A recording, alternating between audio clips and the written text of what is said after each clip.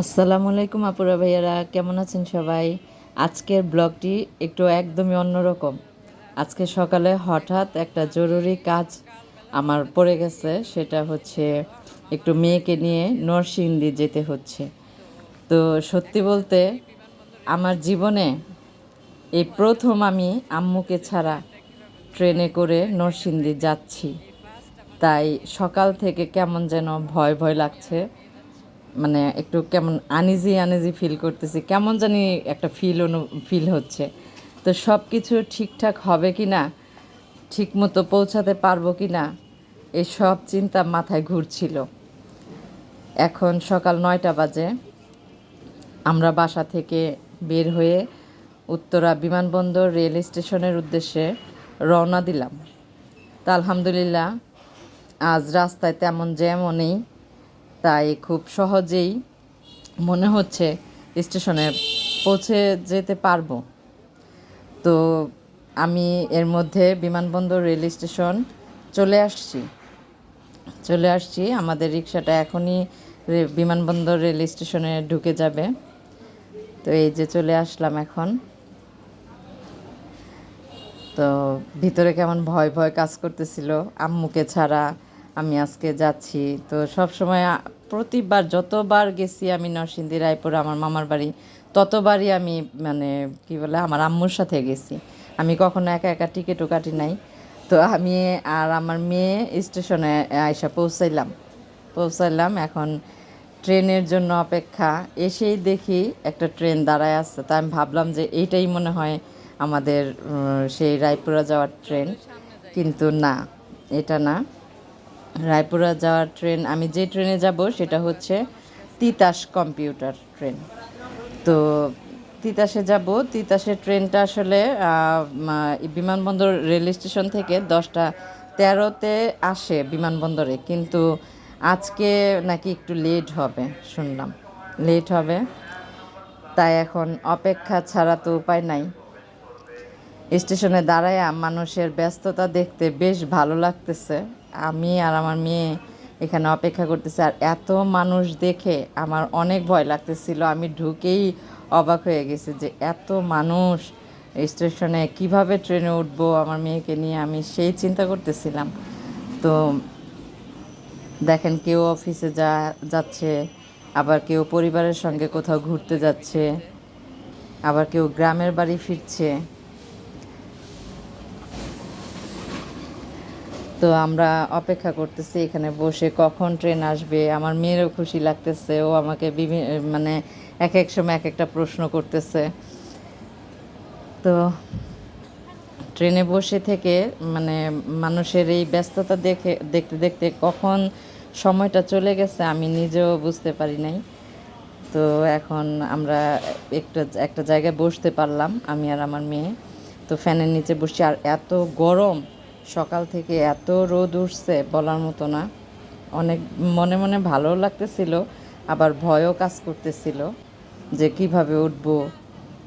মানে আর আরেকটা কথা, আমি কিন্তু টিকিট কাটতে পারি না। টিকিটের ওইখানে অনেক লাইন ছিল, লম্বা সিরিয়াল ছিল। তো একটা লোক দেখেন কিভাবে ছাদে উঠতেছে, এটা দেখে আমার হাত পা কাঁপতেছিল। কিভাবে উঠতেছে দেখেন, কত রিস্ক নিয়ে মানুষজন যে মানে যায়, এটা আমি অবাক হয়ে গেছি এই লোকটার উঠা দেখে।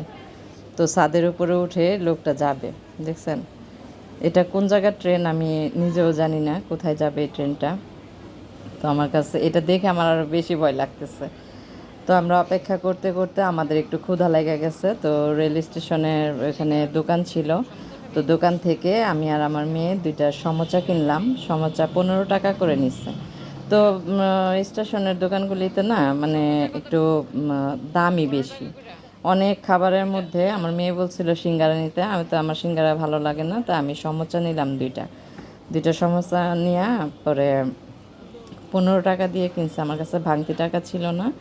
তো ছেলেটা ভাঙায়ও দিতে চায় না, স্টেশনের ছেলেগুলি মানে দোকানের ছেলেগুলো ভাঙতি দিতে চায় না। তো অনেক কষ্ট করে ওর কাছ থেকে ভাঙায় নিলাম টাকাটা, আর আমার এমনি তো ভাঙতি টাকা লাগবে। তো হঠাৎ করে যেহেতু যাচ্ছি, তো টাকা ভাঙানোরও সময় পাই নেই। তো এই দোকান থেকে আমি খুচরা টাকা নিয়ে নিলাম, সমোচা 2টা নিলাম, নিয়ে এখন আমার মেয়ে আর আমি স্টেশনে বসে খাবো। আবার বাসা থেকে পানিও নিয়ে গেছিলাম, পানি নিয়ে গেছিলাম 1 লিটারের। তো বাহিরের পানিটা আমার কাছে তেমন একটা ভালো লাগে না। তো এখন আমি আর আমার মেয়ে সমোসাটা খাবো। তো দেখেন সমোসাটা নিছি ঠিকই, কিন্তু সমোসার মান এত খারাপ যে মানে আমার মুখে দিতেই মানে একটুও ভালো লাগে নাই, একটুও না, একদমই ভালো লাগে নাই। তো যাই হোক, তারপর কী করবো, ক্ষুধা লাগছে, একটু খাইতে হবে। বাসা থেকে শুধু একটা ডিম সিদ্ধ খেয়ে গেছিলাম। তারপরে কি করব, তারপরও ভ্রমণের সময় এসব ছোট ছোট খাবার খেতে কিন্তু ভালোই লাগে, তাই না? অনেক ভালো লাগে। তো অপেক্ষা করতে করতে অবশেষে ট্রেন চলে আসলো। ওই যে আমাদের ট্রেনটা দেখা যাইতেছে, আর আমার ভিতরে যে কি ভয় কাজ করতেছে। তো আলহামদুলিল্লাহ ট্রেন দেখে ভালো লাগছে। তো চলুন এখন ট্রেনে উঠে পড়ি। যদিও দাঁড়িয়ে যেতে একটু কষ্ট হচ্ছে, আমি প্রথমে একটু বসার জায়গা পাইছিলাম, ভাবছিলাম যে এই সিটটা মনে হয় খালি আছে, তো বসে পড়ি। কিন্তু না, কিছুক্ষণ পরেই আমার আবার দাঁড়িয়ে যেতে হলো, কারণ এই সিটের যাত্রী চলে আসছে।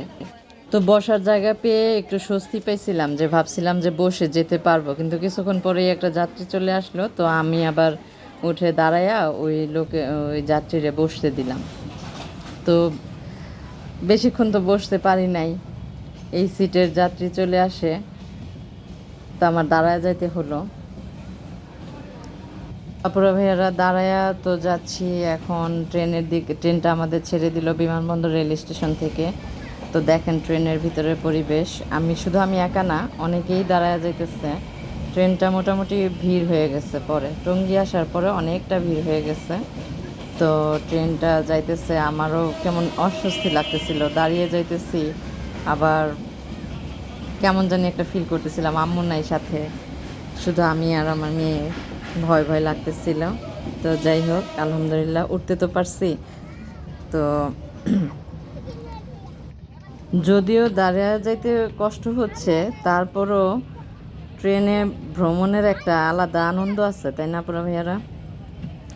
আলাদা একটা খুশি খুশি অনুভব ফিল করতেছি। তো জানালার বাইরে তাকালে সুন্দর দৃশ্য দেখা যাচ্ছে।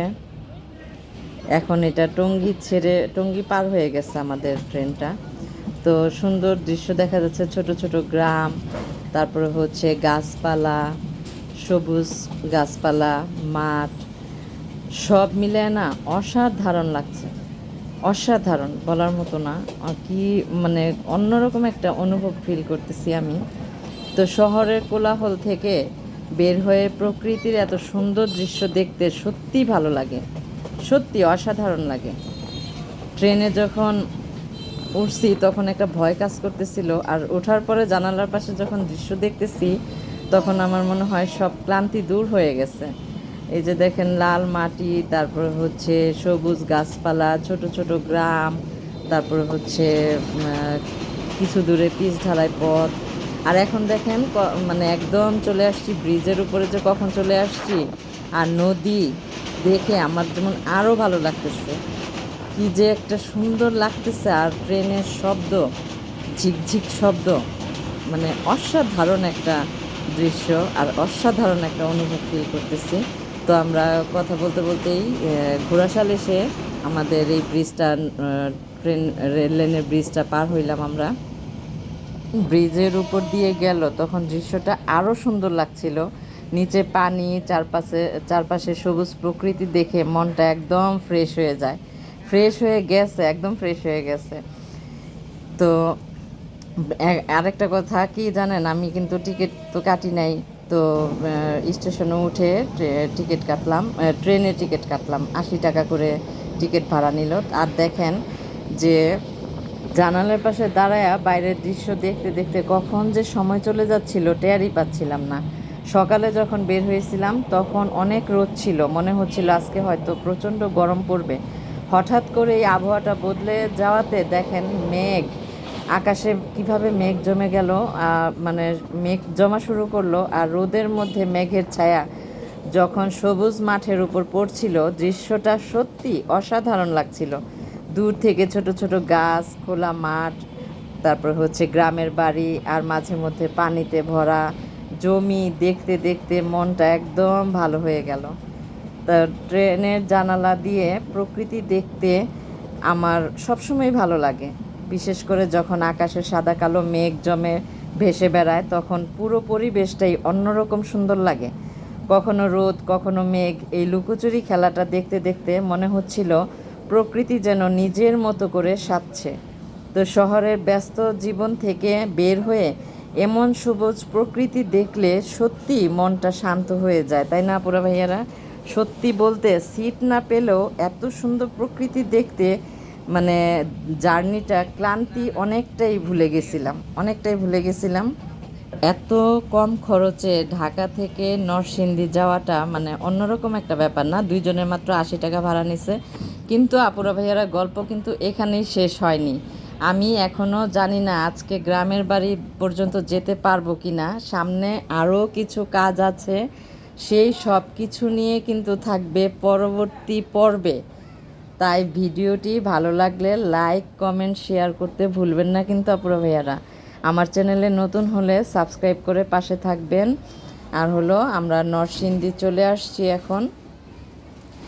এখন আমরা ট্রেন থেকে নামবো, তারপর কি হয় আমি নিজেও জানি না। তো দেখা হবে নতুন পর্বে। এ পর্যন্ত বিদায়।